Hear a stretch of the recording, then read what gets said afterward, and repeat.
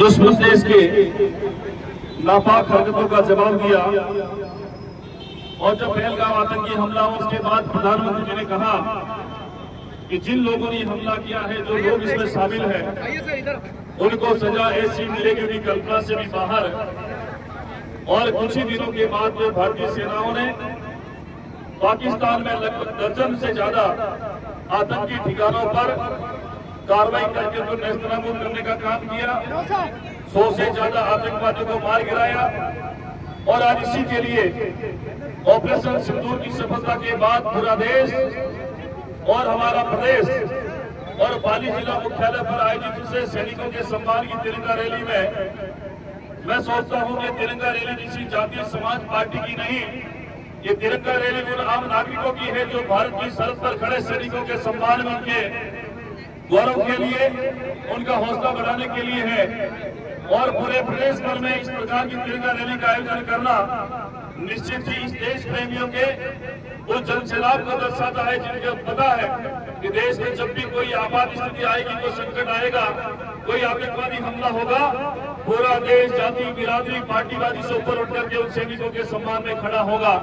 आज पूरे पाली शहर में हजारों की संख्या में कार्यकर्ताओं ने, आमजन ने इस तिरंगा रैली में भागीदारी सुनिश्चित करके ये दर्शा दिया है कि हम पार्टीवादी से ऊपर उठ के भारतीय सेनाओं के समर्थन में खड़े हैं।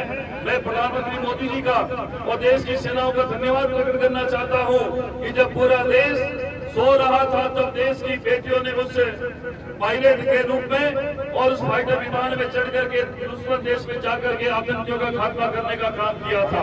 और मैं सोचता हूं 2014 के बाद में जब भी कभी ऐसी घटना मामूली हुई, इस प्रकार हुई कश्मीर के अंदर भी चंद गद्दार अभी भी कश्मीर के अंदर मौजूद हैं। ये स्लीपर सेल के रूप में जो आतंकवादियों के सहयोगी काम कर रहे हैं, उनको भी खत्म करने का काम प्रधानमंत्री मोदी के नेतृत्व में हमारी सरकार कर रही है। 2014 के पहले, 2014 के बाद में जो स्थिति बनी है, वैसी परिदेश में आतंक पूरे देश के लिए नहीं पूरे विश्व के लिए चुनौती है।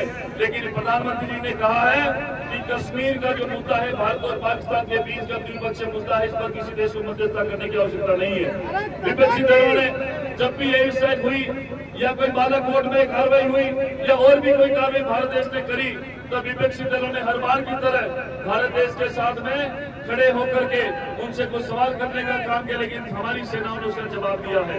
आज प्रधानमंत्री जी कहते हैं कि भारतीय सेना मजबूत है, दुश्मन देश की तरफ से गोली आएगी, भारत की सेना गोले से उसका जवाब देगी। और मैं सोचता हूँ आज का वक्त पार्टी का नहीं है, ये किसी पार्टी की विचारधारा का नहीं है, ये आम आदमी की भावनाओं को दर्शाता है। जब हम लोग तिरंगा लेकर के सैनिकों के सम्मान में खड़े हैं, मैं आज के इस कार्यक्रम में बता रहे सभी आमजन का जनप्रतिनिधि का सम्मान करता हूँ। और हमारे जिलाध्यक्ष भाई सुनील जी भंडारी के नेतृत्व में रैली निकली है, मैं आप सभी का स्वागत करता हूँ, अभिनंदन करता हूँ और आपसे आग्रह करता हूँ कि आने वाले समय में पाली की हर एक गली में, हर एक गाँव के अंदर तिरंगा का आयोजन करें। बहुत बहुत धन्यवाद।